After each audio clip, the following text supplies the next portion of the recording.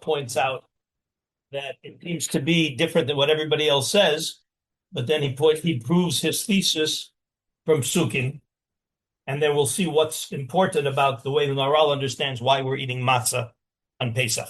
So you'll open up the first source, and I'm going to do it in the Hebrew. You can follow me in the English. I'll explain every once in a while. But you should hopefully recognize the first three words. If you don't have it, if there aren't enough, could somebody offer us to share so that everybody can get a source?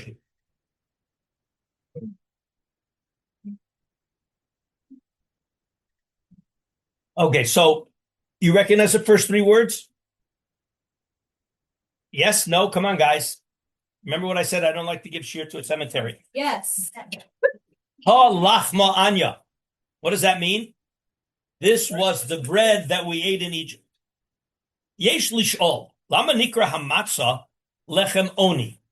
You've heard that before, that matzah is called lechem oni, the bread of either poverty or affliction. Simple oni means poverty. Hare efsher she noet matzah shlema. Doesn't have to be so. It doesn't have to be so nebi.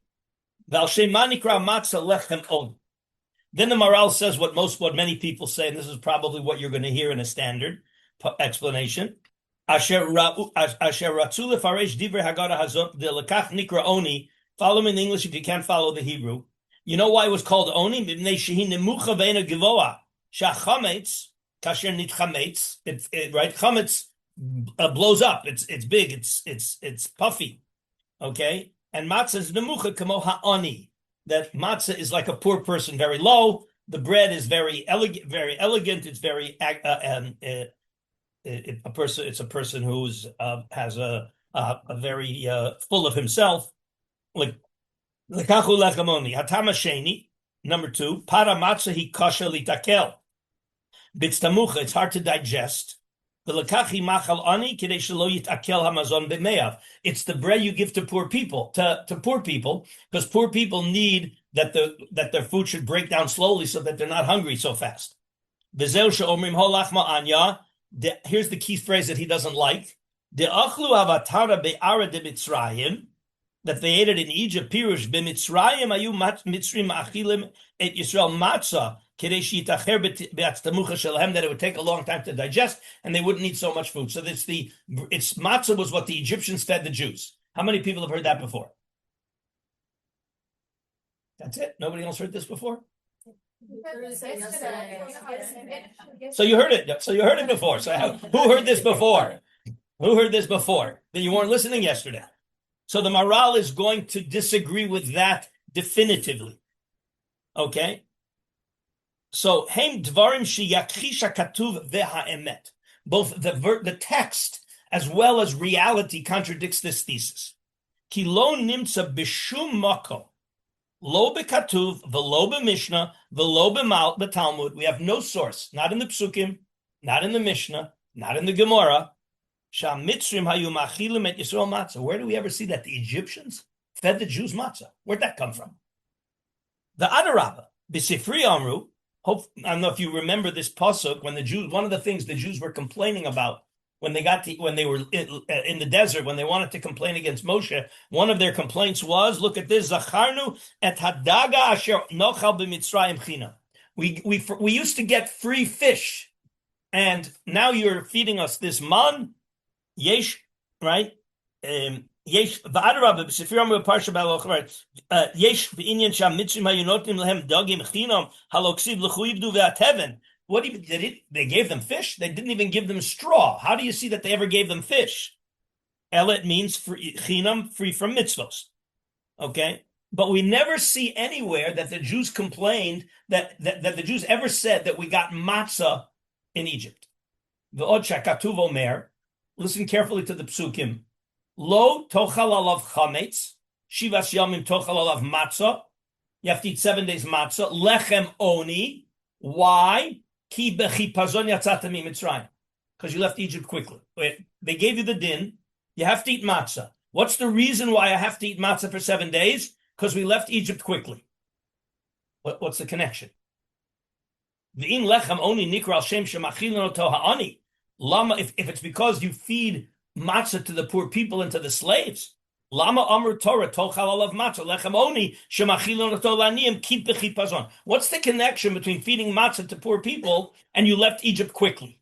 There's no comparison. Again, you have to appreciate the text. For those of you who've been in my Maral, the Mishnah class and the Maral class, understand we are very precise about the text. We don't make all kinds of romantic drushes. We read what it says. It says that they eat matzah because lechem oni, because they left Egypt quickly. What's the connection? It sounds almost like a non sequitur. The lama karoto b'shem oni. We're going into, what are we doing when we leave Egypt? We're going into redemption, freedom.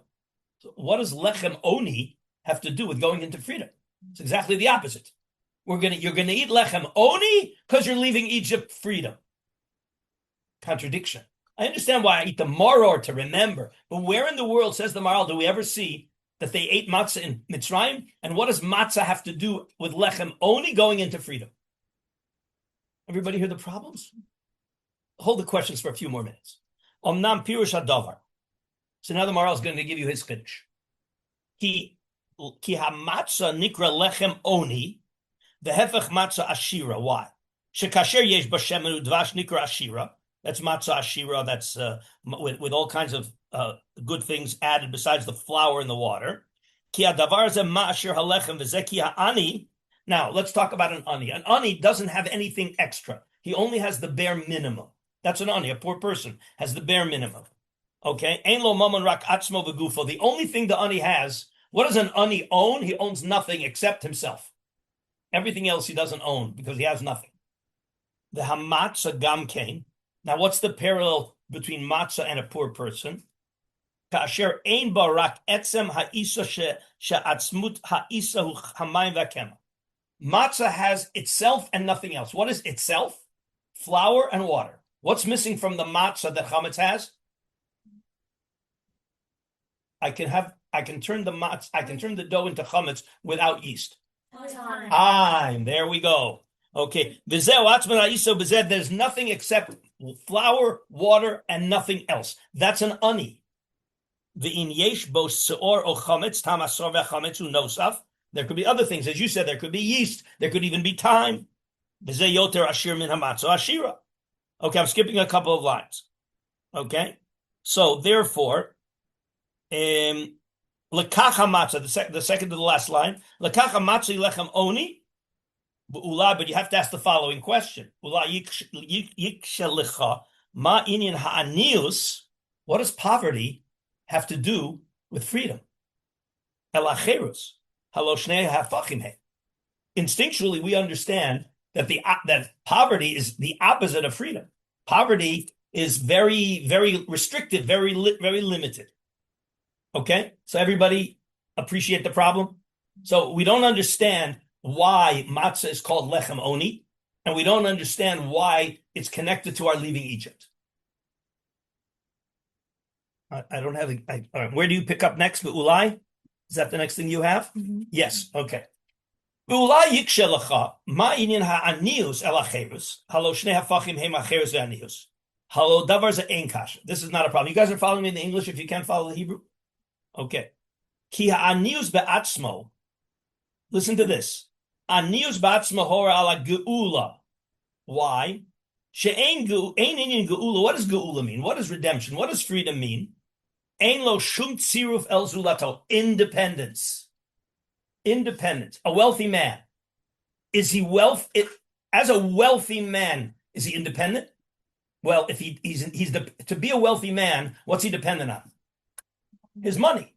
His money. So he has some outside dependency. A poor person is dependent on what? Outside of himself? Nothing. The poor person is independent of everything outside of himself. Ein lo shum tziruf el zulato, but that's freedom. Freedom means I'm independent.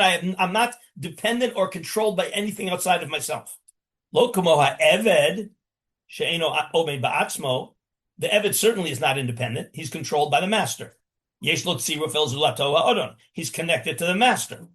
Lachein hadavar sheyesh bo ashirus eno omed ba'atzmo. You can't talk about independence when you have wealth which requires the wealth besides yourself. Like yesh lo tziruf el kinyan. You have to be connected to your money. So that's not geula.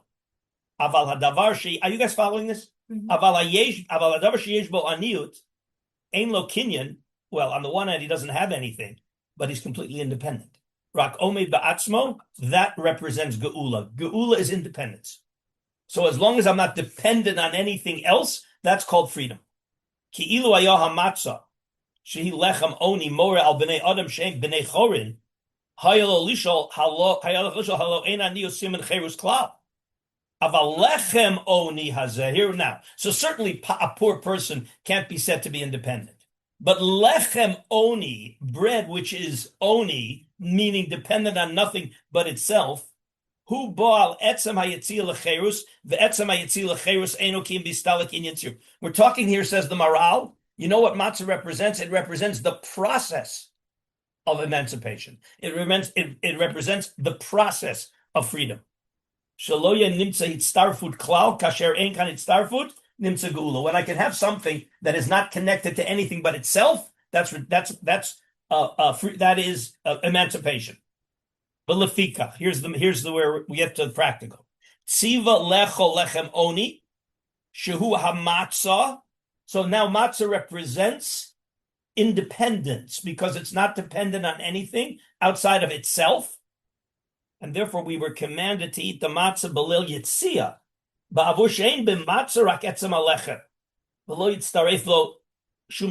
Nothing else is connected to the matzah except itself, i.e. flour and water. Just like the poor person is not connected to anything else. Certainly a poor person is not free. But we're talking about conceptually free, being dependent on nothing outside of yourself. That's freedom. That's emancipation. That we don't want to have any connection to anything except the essence thing. All right, and therefore you can't have matzah ashira. So now go to the third. I'm not sure. I don't have the same source sheet as you. Skip a couple of lines. Umizet tavin. You see where it says umizet tavin, and in the English it says this will enable us. This will enable us to understand in the English. You guys following me? Is everyone following the text? Umizet tavin. Mashahaya Gulasam Bechodesh Harishon Dafka. The first month. Was that coincidental or is that fundamental? The Zeki Ein Geula Rak Kasher Nivdal Mizulato. You have to be independent. The number one is it. The first is not dependent on anything else. The second is dependent on anything that's the second can only be the second if there was a first. But the first is completely independent. The first has nothing connected to it yet. Okay? So therefore, v'hu omed ba'atzmo mizet tavin geula chodesh rishon she'ein bo hitchabut zman rak hu rishon. There's nothing connected to the first. There is no time yet. Ki chodesh hasheni b'avur shu sheni yesh kan chibur. There's already a connection. Okay?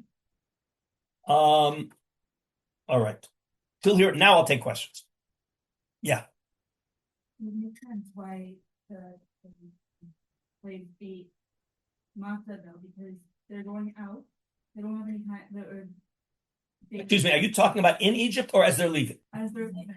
They're leaving as free people, not as slaves. Right. But they do need food that will last them a little while because they don't know when they're going to get their dinner. That's not what it says in Pesach. No, I know. You made that up. No, I'm sorry. We are, how long have you been in my shiurim? We're only focused on the text. We don't make up our own ideas outside when there's no evidence for that. There is no evidence for that. We will see that they did leave with dough that they didn't have time to make into a bread, but that was coincidental. One of the big chidushim. Everybody wants to say in the psukim. We'll see the psukim in a minute. Get me a chumash shmos, please. You've got to see the psukim. It's exactly, the Maral goes exactly against what you just said, and the psukim go against what you said. Chumash shmos. Over here, there's chumashim. Just give me a chumash. Okay, please. Okay. Listen to the psukim. Everybody misinterprets it. The Ramban already on the spot is bothered by it.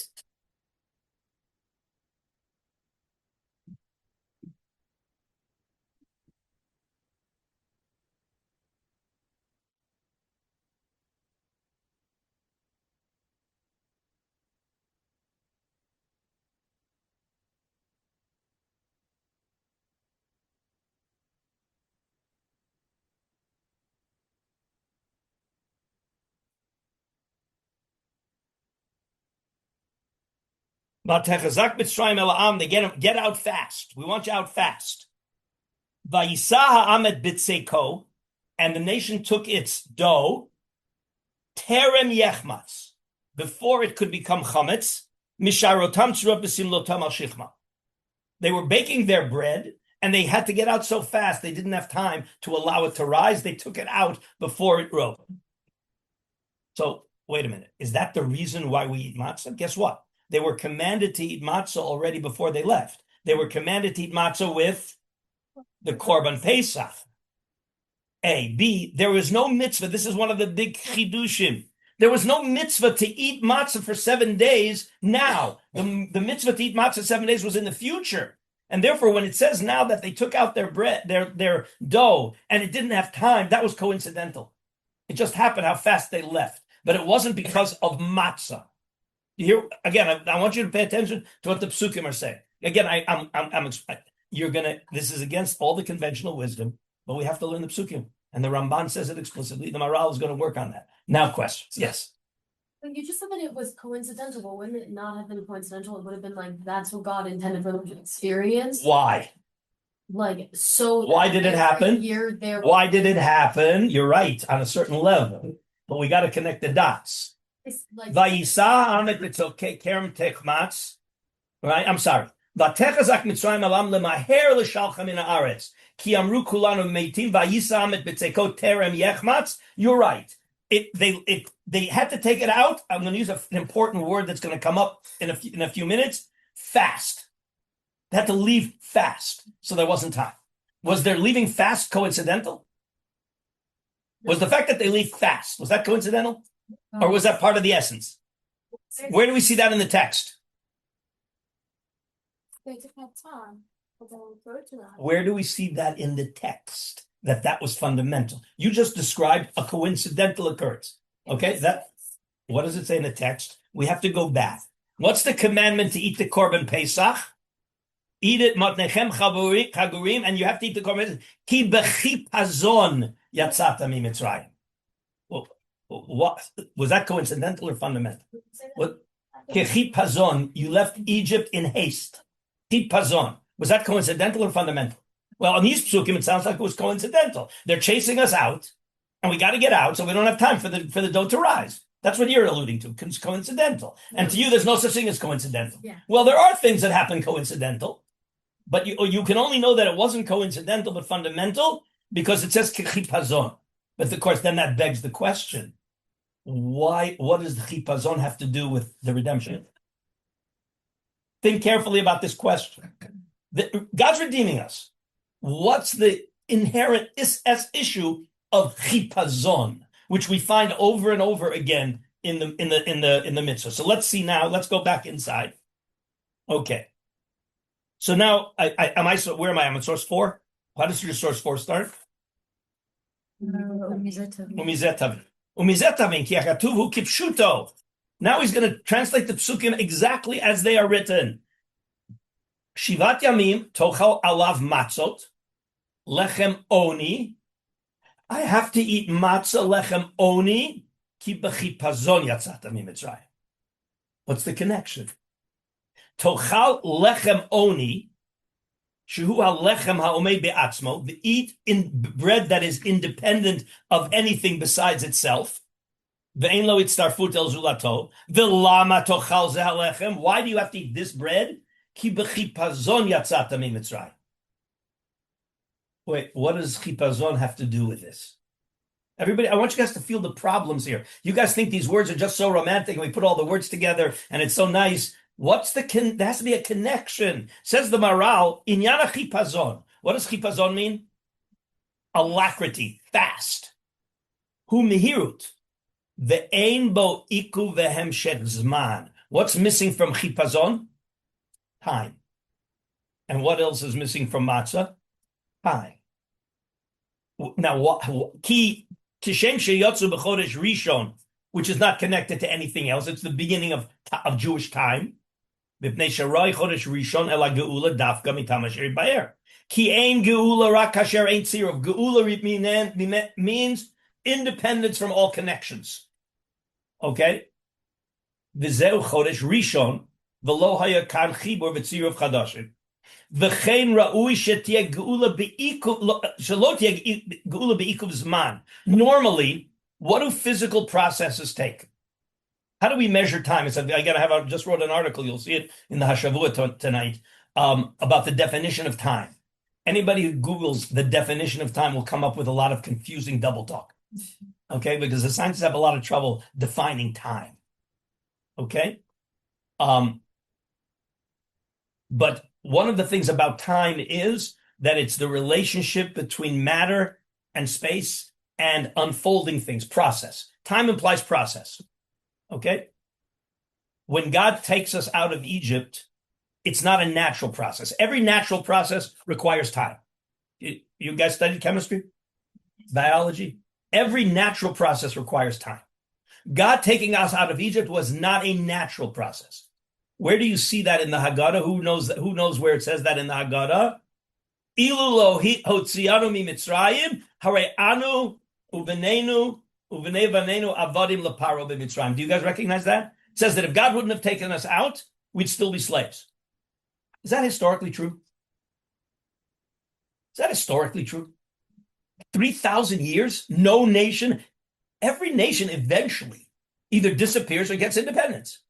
So what does it mean if God wouldn't have taken us out? If God wouldn't have taken us out the way he did, we would not be independent.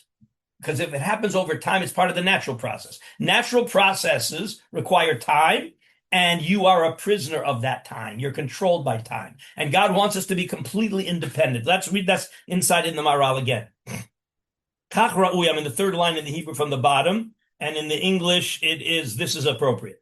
Kach ra'ui shalot tiyeh ha'geula be'ikuv zman, rak b'zman rishon mebli hamshacha. No process. Hamshacha means time, process.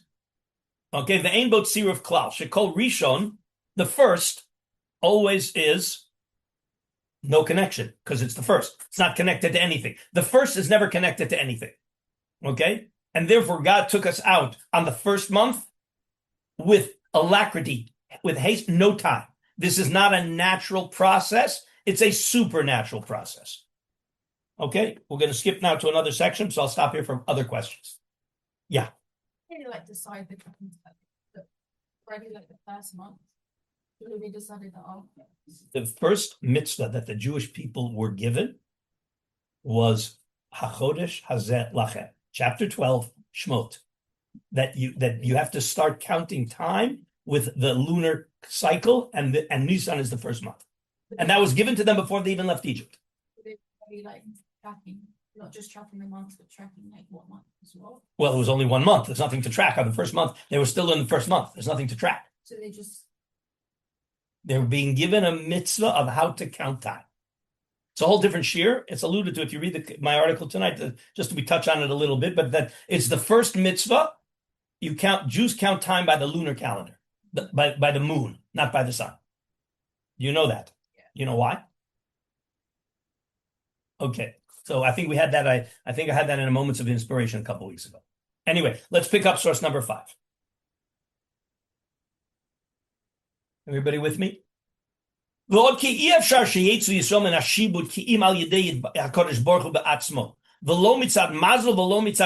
have any other processes except God himself taking us out. Therefore, they have to go out in a way that it's above time. It's not connected to time. Okay? Everything in the physical world is controlled by time. The Maral writes this in many places. He already anticipated all of Einstein's connection between time, matter, space. The Maral writes about this. Okay, everything in the physical world is controlled by time. The Nivroim Bisman, and it's created in time, with one exception. God's above time. He has infinite. She'eino nofel tachat hazman. God is never controlled by time. But everything God created in the physical world is controlled by time. V'lekach osar lem chametz. So now we're not allowed to have chametz, because what is chametz? How does it happen? Flour, water, and time. V'nasa bizman, v'tziva al matzah, shehaviyata below zman. So the mitzvah to eat for 7 days is to eat matzah because there is no time. It's independent of time. The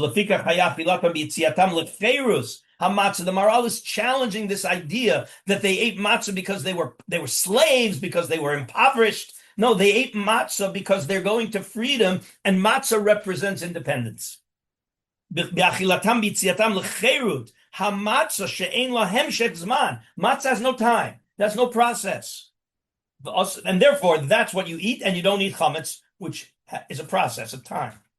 Yisrael yotzu lecherut b'madrega elokit she'ein lo zman. That the freedom, the emancipation, was a spiritual dimension, and everything spiritual has to be independent of time. It's one of the reasons why we talk about doing mitzvos quickly. Don't schlep a mitzvah. Ideally, we want that spiritual is independent of time. We obviously live in a physical world, so we're bound by time, but we want to minimize our dependence on time as much as possible when we're striving for spirituality. Okay, lefikach. I'm in the middle of the Hebrew, the end of the line, and in the English it's going to be. Where does it say lefikach? What's the English going to be? Therefore, fourth line in the English. Therefore, in the Hebrew I'm in the lefikach. Now I lost my Hebrew place. The lefikach. Natana katuva sibach beachilas matzah. What's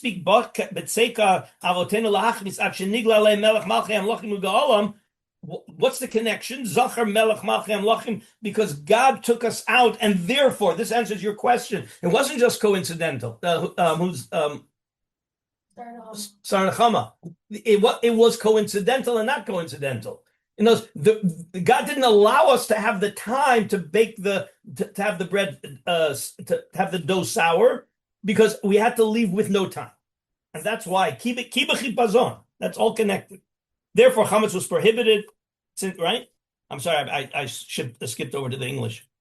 Okay. Lohodia, ki hageula shalahem madrega nivdelet, lo mitzad mazel, nothing to do with anything physical, everything physical operates in time.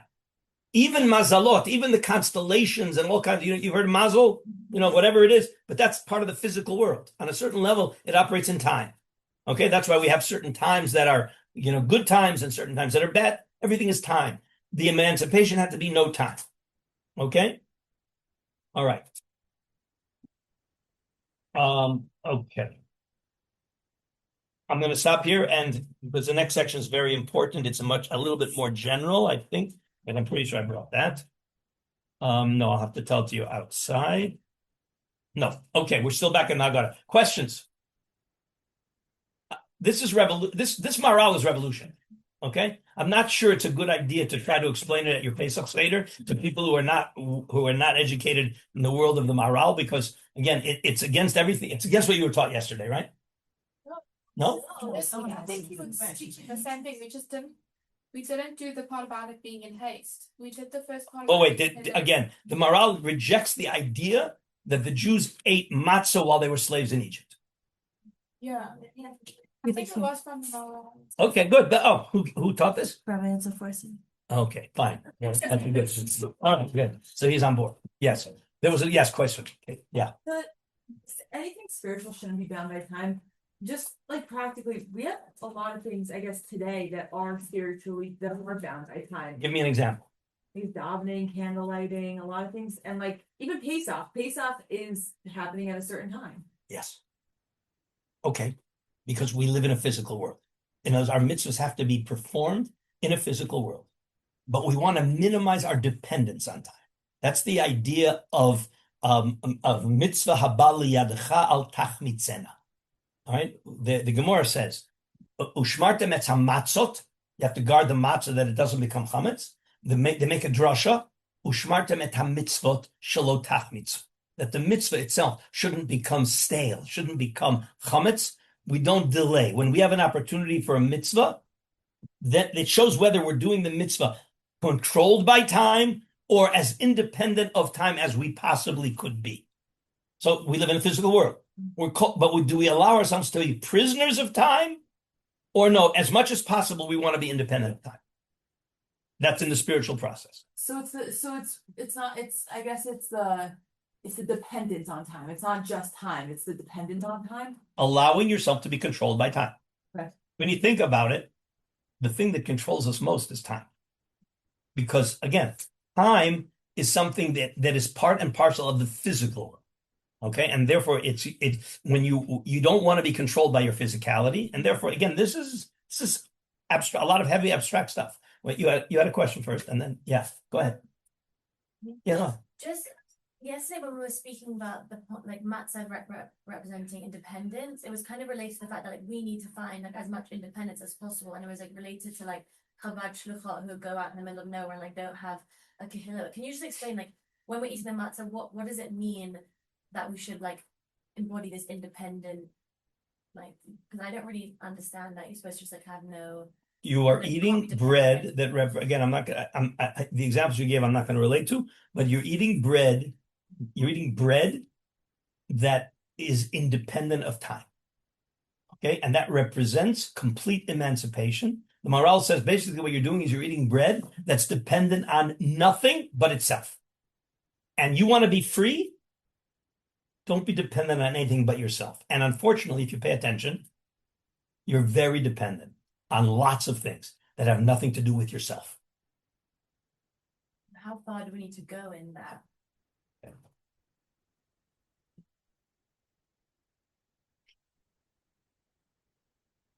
How many decisions do you make that are completely your decision? It's only about you and nothing else. If you do something because your parents want you to do it, because your boss wants you to do it, because your rabbi wants you to do it, that's not independent. That's not your decision.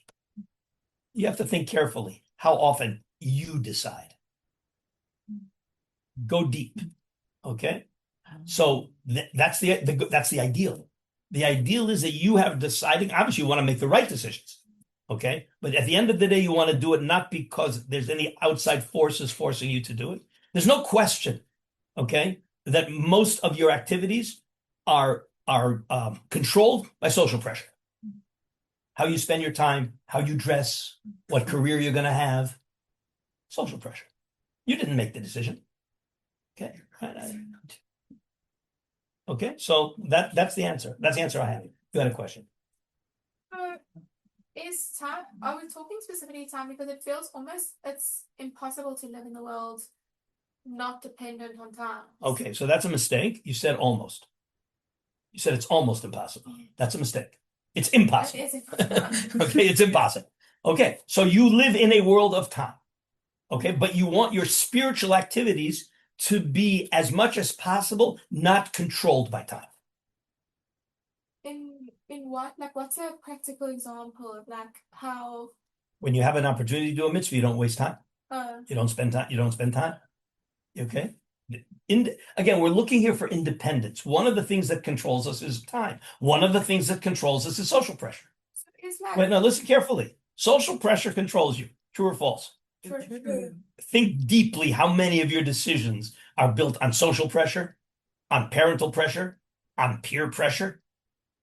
Okay? Yeah. How many people choose a career that they want versus what their parents want or what the society expects? How many people choose what to wear because they feel that I have to represent myself as a dignified person, or the society is going to look at me like a nerd? That's independent versus dependence. Okay, you know, you decide. It's a very, very tricky balance. No question about it. Okay, but one of the things that controls us is time, and you can't get out of it. That's the point. Pesach is the idea. Okay, how can I be as independent as possible? That's the Chag HaCherus.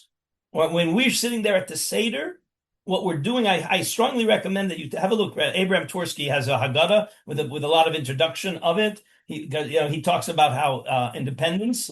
Right, he gives the example of he's sitting at a Pesach Seder with a recovered addict, and they start talking about slavery and freedom. And the addict says, "Listen, Rabbi, you have no idea what slavery looks like. I was a drug addict, and I was completely controlled, completely enslaved. Even when I knew I shouldn't be doing it, I couldn't stop. That's slavery." Think carefully how many times, way down deep, we know this isn't really so appropriate, and yet We just can't bring ourselves to avoid the social pressure, the physical temptation. Okay, so that's independence versus slavery. Slavery takes on many dimensions. You had a question. Yeah. Is it possible that when you're making a decision based on yourself only, then it could become selfish in a way?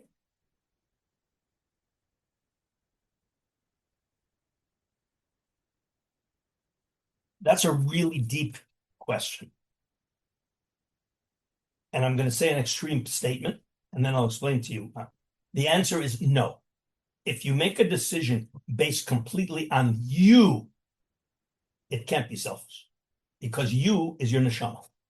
You is the depth of who you really are, okay? And if you do what you really are, well, why am I doing what I am? Why do I care?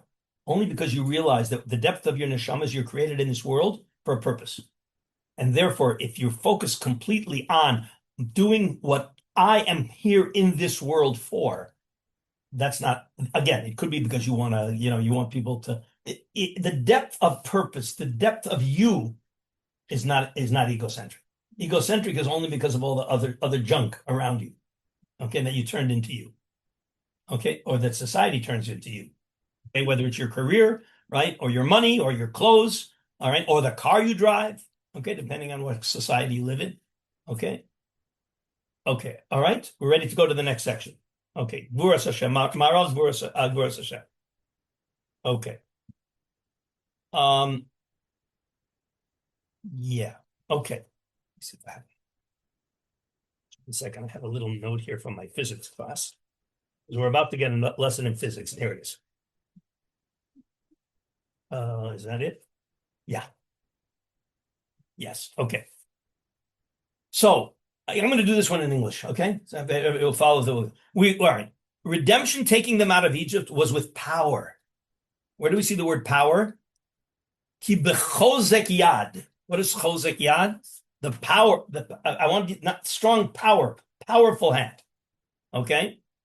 We always repeat. I'm going to read. I know what I got to do it in the Hebrew. You'll follow me in the English. Ki b'chol makom etzitziyat Mitzrayim chozek ha'peula. It always repeats. Ki b'chozek yad. And everything is chozek yad, power. What does power have to do? So now we figured out what no time has to do. What does power have to do? Kol davar shu poel b'chozek, poel b'mehirut. It's getting into physics.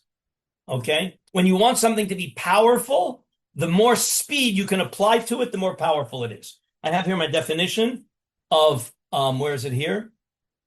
Power is the equation for power is the work accomplished over the time it takes. That's the physics definition of power. Okay? Work divided by time. So the faster you do it, the more power there is. I'm sorry, the faster you do it means there's little time. Time, when we talk about time, we want it to be the least amount of time possible. So in an equation, you guys remember your math, your physics? When the denominator is very small, okay, right? When the denominator, then the equation becomes very big. So the less time there is in the work, the faster you do the work, it's got to mean with more power. You guys following the math here? Okay, so that's what the Maral is saying here, right? Shekol davar shu poel b'chozek. Anytime you're talking about great power, it's got to be with speed. Chozek b'mehirut lefi chozek pu'ulato. The faster you do it, the same work to do in less time requires more power.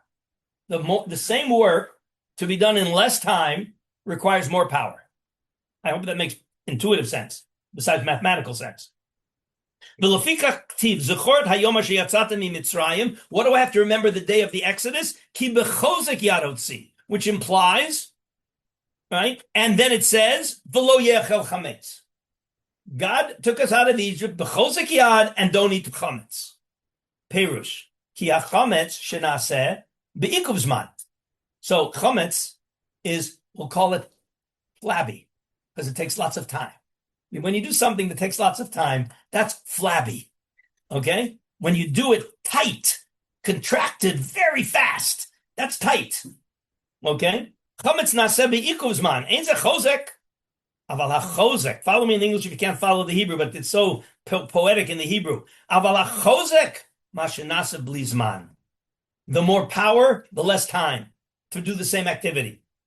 Umipnei shehotzi otam bechozek lo yochal chametz. To represent the geula that was done with power, we don't eat chametz, which takes time. Lefikach tziva lechol matzah. It represents the power in which we were redeemed. Again, he's saying here, just like we had a korban Pesach because God passed over our houses. You've heard that before, I hope, right? So we eat matzah because God took us out with power, no time, and therefore the bread we eat is with no time. Okay? Again, so this is the relationship. This is the idea that God took us out with power. And why does it talk about the chosik? Well, why is that important? Says the Maral, it's important because it represents no time. Again, no time. When a process happens with no time, it's got to be a spiritual process. And therefore, we have to realize that the Geula was a spiritual process, not a sociological process, not a historical process. That's what I mean. If God wouldn't have taken us out, eventually we would have gotten out, but that would have been a historical process. And therefore, we would have been subject to the control of time. Questions? Yeah. I think that I could answer the question, but I want to ask it anyway. The question is. You don't really have a question. You just want confirmation. Yes, exactly. In terms of time, like if I want to do something diligently, then I have to put in the time, right? Because if I rush it, then it might not come out great. So is the answer to that the fact that whatever I'm doing is physical, not spiritual? No. Okay. If a perfect job needs 10 minutes, and you listen to the shir and say, you know what, I want to do it on a spiritual level, I'm going to do that job in 5 minutes, but the job really takes 10 minutes. What's going to happen? Bad job. Yeah. So then you didn't that wasn't a transcendence of time. You did a lousy job. But in order to do something, like let's say someone is building a house. Yes. Right? Like you want it, even if it takes 10 minutes, or you want to put in the extra 10 minutes. Wait a minute. Whoa, wait a minute. Building a house, that's a physical activity. Right. We're talking here about chesed. We're talking here about a mitzvah. You wake up in the morning. I got plenty of time to daven. What's the rush? I'll have my coffee and I'll go to the gym. And when I get around to it, I'll daven. Right. Okay. So what you just did is you invested. You imposed time on top of your mitzvah. That's what it says, right? Mitzvah haba liyadecha, a mitzvah that comes to your hand. Al tachmitzena, don't let it sour, don't let it leaven. What it means is, don't delay, don't waste time, don't wait. Okay, do it with as much no time as is reasonable. Again, it doesn't mean do the mitzvah sloppy. Don't do it fast. You don't do the mitzvah fast. Okay, you do the mitzvah without delay. All right, the idea here is delay. Okay, let's see one more section. Okay. Again, he's going to repeat this again, but it's making the point over and over again. Da ki ena matzah, echa matzah lechem oni, shaychel el geula. At the end of the day, matzah is the bread of poverty. What does that have to do with redemption? V'zeki ha'ani hu. She'ein lo davar v'zeh afshu l'chisora nechshav ba'olam hazeh. Wait, the ani has something or nothing? The ani has just himself, and what else?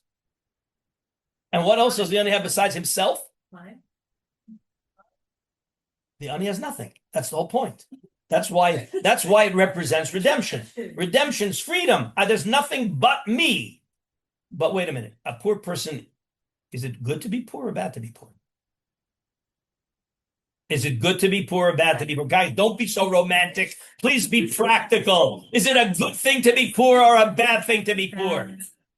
Is it good to be free or bad to be free? So the morale's bothered. What's the connection here? You're telling me, right? I want you to read the words. Okay? Again. Why is Oni, Lechem Oni, connected to Geula? Ha'ani So first he's going to show you why it is connected. Ha'ani shayach shein lo davar. He has nothing. But that's bad news, says the Maral. Where is it bad news? In the physical world, it's bad news. Zaf shu chisor nechsha b'olam hazeh. Shehulom ha'arkava u'ma'alato be'arkava. We live in a complex physical world. Everything physical is complex. So in a complex physical world, poverty is bad news. Mikol makom hapshutot malahu mitzad olam ha'pashut. Meaning the abstract spiritual world, the spiritual world is just it. It's not complex. Physical world is complex. The spiritual world is not complex. It's just it. And therefore, B'layla hazeh yutzrichim. Follow me in the English, in the Hebrew, in the third line, or in the Hebrew, in the English it's the fourth line on this night. Okay. V'lefikach tziva lechem matzah lechem oni shu lechem U'v'layla hazeh yutzrichim el geula.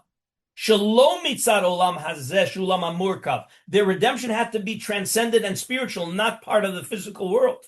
Rak mitzad olam ha'elyon ha'pashut. B'lefikach tziva lecho matzah lechem oni shu lechem pashut. Lechem pashut means it's not complex. It's the simplest bread possible. Sharein b'davar rak etzem pashut ki loshen matzah bo al davar shu pashut. Dimion zeh. All right, you know what? I'll leave this out, and instead I'll show you just one other thing that we mentioned. I think we mentioned it in passing last time, but it's not part of the sources in this year, but it needs to be mentioned because the Maral talks about it in the commentary on the Haggadah of Pesach. I think I mentioned this to the people in the Prios class, but it's worthwhile repeating. The Jewish holy days. What are the two main Jewish holy days? Not Shabbos is a weekly thing, but in the year, the two holy days. The holy times that have a common denominator. Pesach and Sukkot. Pesach and Sukkot. Those are our Yomim Tovim. Okay? Common denominators between Pesach and Sukkot. Common denominators on a practical level between Pesach. That's okay. The 7 days. Okay. That's not wrong. They're both in like the weathers. Like You were in the class yesterday, right? Yes. Yeah. Okay. Pesach and Sukkot both come in the middle of the month on the 15th. They come in the time of the equinox. Day and night are equal. Okay. And they come when the climate is balanced. Right? It's not too cold, not too hot. Okay. Says the Maral because Kedusha always is in the middle. The balance, the Kedusha is in the Emtza, as opposed to the Katzeh. The edge, what's the root of the word Katzeh, which means edge? What word do you see in the word Katzeh? Kuf Tzadik He. Kates. What does Kates mean? Kates. It's the end, the termination. We find destruction at the edges. Says the Maral, whenever you're at the edges, that's destruction. All right? When you're in the center, balance, that's where Kedusha lies. Okay, and therefore the Jewish holy days, Pesach and Sukkot, are always in the center, balance, as opposed to destructive days. The classic example of the destructive days are Asara B'Teves, which happens in the dead of winter, okay, and Shivasar B'Tammuz Tisha B'Av, which happens in the dead of summer, all right, where the days are long and hot, and in Asar B'Teves, the nights are long and cold. That's destruction. So the idea here, the Maral emphasizes the idea that when you want sanctity, when you want Kedusha, you have to be in balance. The minute you go to any extreme, you're on the way out. Think about that. Okay? All right. We have another few minutes. Any questions? Just 1 second. I want to see if there was something here that I should have. Okay. Yeah, I mean, basically in source 7, he just repeats himself. The idea is that leaving in haste means no time, which means it's spiritual. Yeah. Question. Yeah. You have a balance of Kedusha relate to the poor.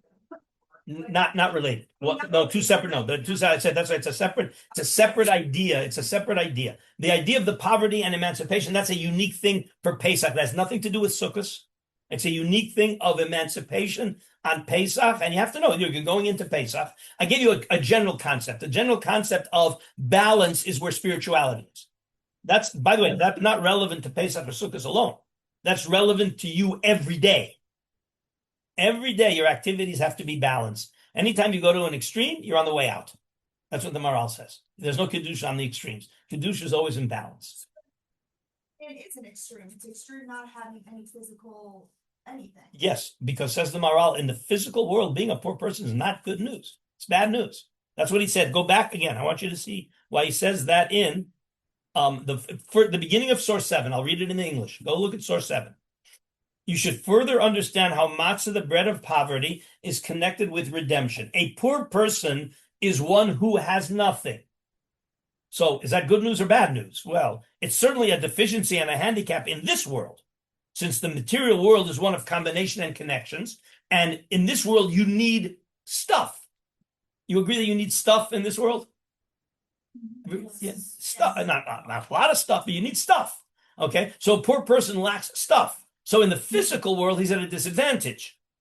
Okay, however, simplicity and independence is a virtue in a system which transcends the material system. Right? If I get, if you can transcend, if you are dependent on the physical system, you need stuff. Okay, the ani doesn't have stuff, but if you want independence, you got to you got to live in a dimension that's not dependent on anything. Again, it's a complex. You realize that life, God put us into this world. He gave us an neshama, and He gave us a goof, and He makes us operate in the physical world. Is that complicated or simple? Very complicated. Okay, that's the challenge. That's the Ramchal in the beginning of Derech Hashem. Okay, that's the challenge, is that it's not simple. Yeah. Then in my head, when I think about a poor person, I think about somebody who's completely dependent on other people giving them money. So I don't think of somebody that's independent. I think He's dependent on other people for his physical needs.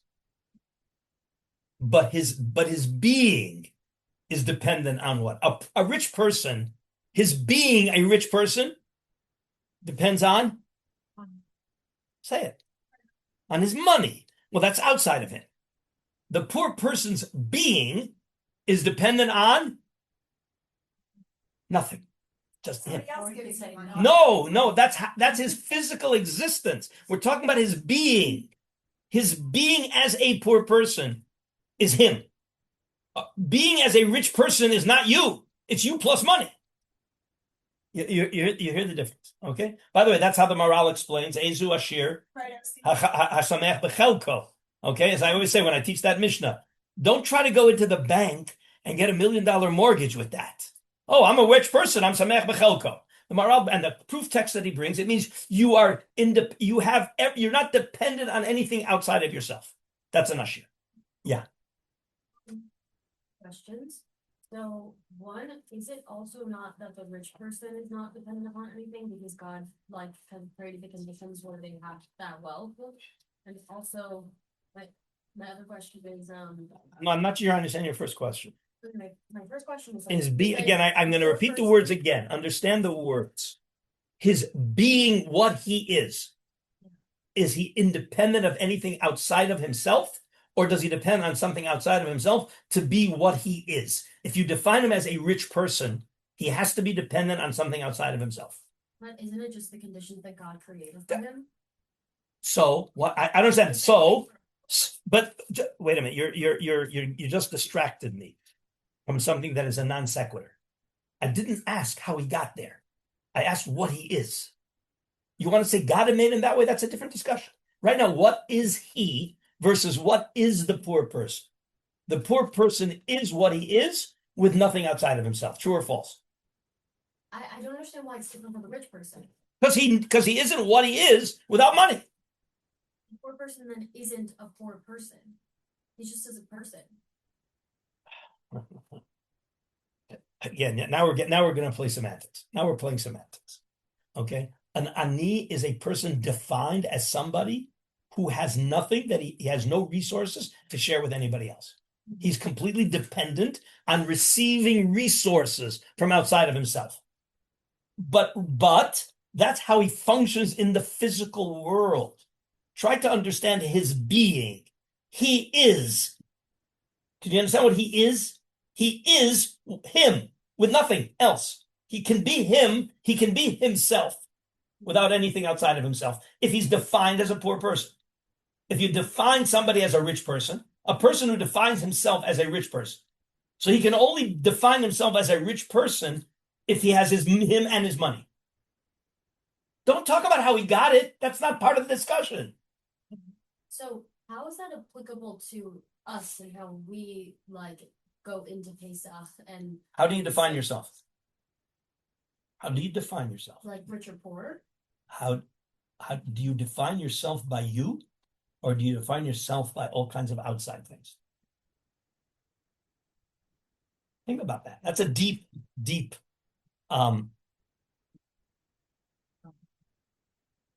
I'll share with you a very deep, scary exercise. I've done this with those of you in my class for a long time.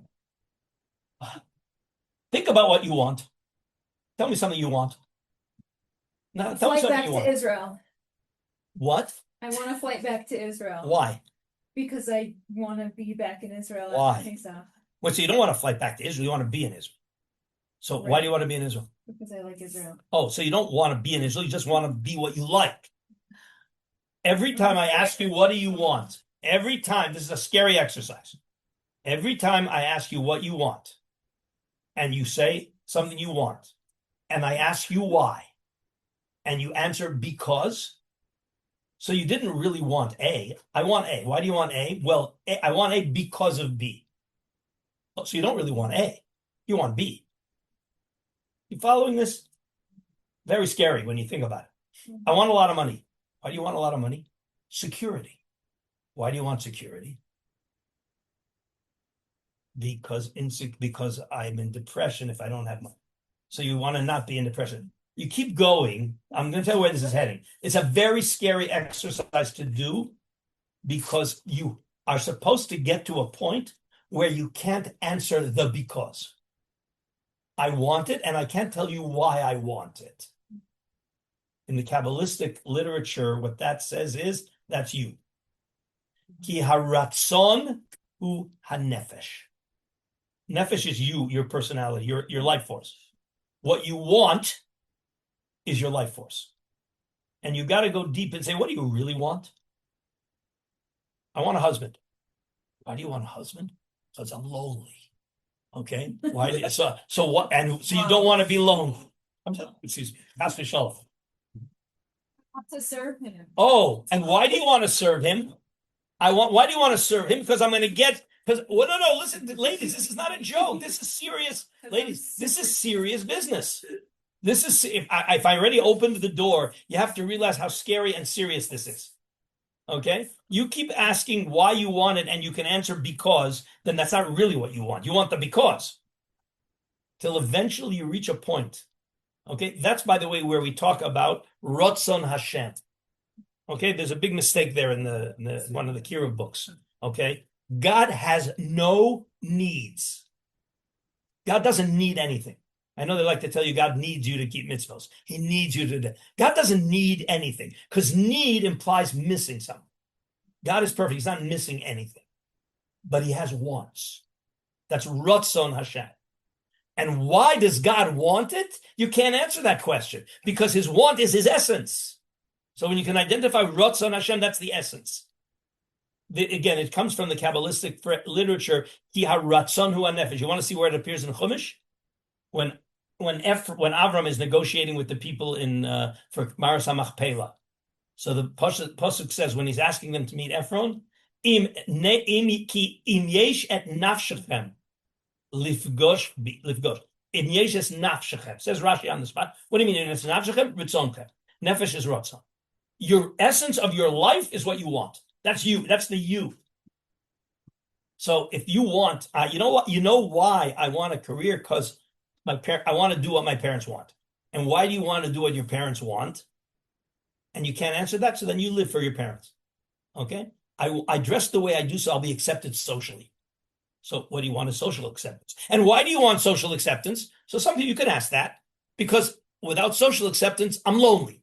Okay, so why don't you want to be lonely? So what do you live for? Okay, again, hopefully in the romantic world, but please don't fool yourself, is because that's how I serve God. And why do you want to serve God? That's just what I'm here for. Okay, but don't fool yourself that that's really why you're doing it. Okay, ladies. Chag Kasher v'Sameach.